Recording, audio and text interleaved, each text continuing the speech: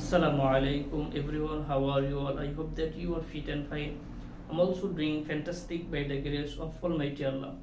Today we will learn some necessary English phrase which you can use daily conversation. Okay, let's see. Dear learners, firstly I have written I think of plus verb 1 plus ing আমি ভাবছি। এই sentence I think of plus verb one plus ING plus আমি ভাবছি। তাহলে এইরকম sentence আমরা কিভাবে make করতে পারি? আমি খেলবো ভাবছি, আই থিঙ্ক অফ প্লেইং। আমি বাজারে যাবো ভাবছি, I think of going to market. আমি ঘুমাবো ভাবছি, I think of sleeping. Okay, I hope this listen very clear. Okay, next sentence be able to plus verb 1 plus object বা extension সক্ষম হওয়া মিন্স আমি হাঁটতে পারি, আমি লিখতে পারি, আমি গান গাইতে পারি, এটা আমার সক্ষমতা, আমি এটা পারি। তাহলে আমি যদি বলি যে আমি হাঁটতে পারি, I am able to walk, I am able to walk, আমি হাঁটতে পারি। আমি খাইতে পারি, I am able to eat। আমি যদি বলি আমি হাঁটতে পারবো ফিউচার, তাহলে কি হবে? I will be able to walk। আমি যদি বলি যে আমি হাঁটতে পেরেছিলাম, তাহলে কি হবে? I was able to walk। Okay, third number phrase I feel like plus verb 1 plus ing সমান ইচ্ছা করা।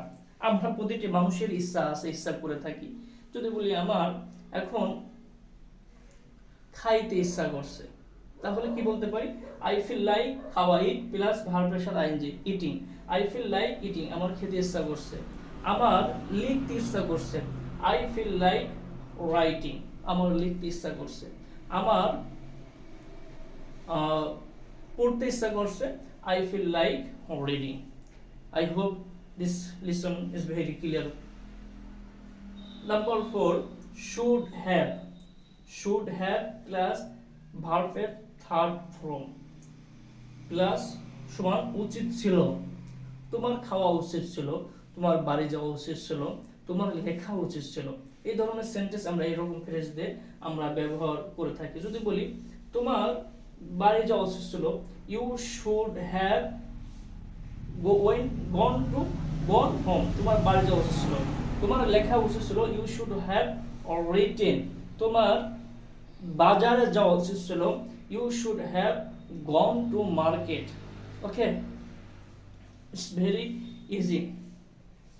could have plus verb third form plus তে পারতেন। তুমি আমার জন্য অপেক্ষা করতে পারতে, তুমি গল্পটা করতে পারতে।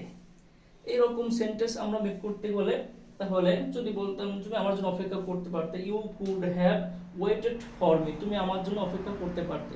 তুমি গান গাইতে পারতে, ইউ কুড হ্যাভ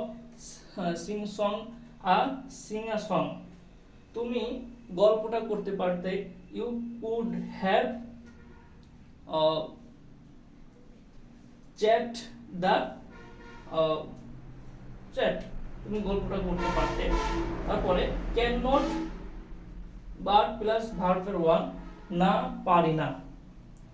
আমি তোমার সাথে কথা না বলে পারি না, I can not but talk to you. আমি তোমার সাথে দেখা না করে থাকতে পারি না, I can not but meet to you. আমি না খেয়ে থাকতে পারি না, I cannot but eat। আমি না পড়ে থাকতে পারি না, I cannot but read। I hope you have understood this lesson, this necessary English phrase।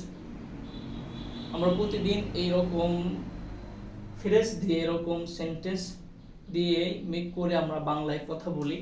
যদি আপনি ইংলিশে বলার চেষ্টা করেন, তাহলে এইগুলো আপনার জন্য অনেক very very helpful for you. Okay, practice more and more practice makes man a perfect. That's why we have to practice more and more. Okay, that's all for today. All the best. Assalamu alaikum wa rahmatullah.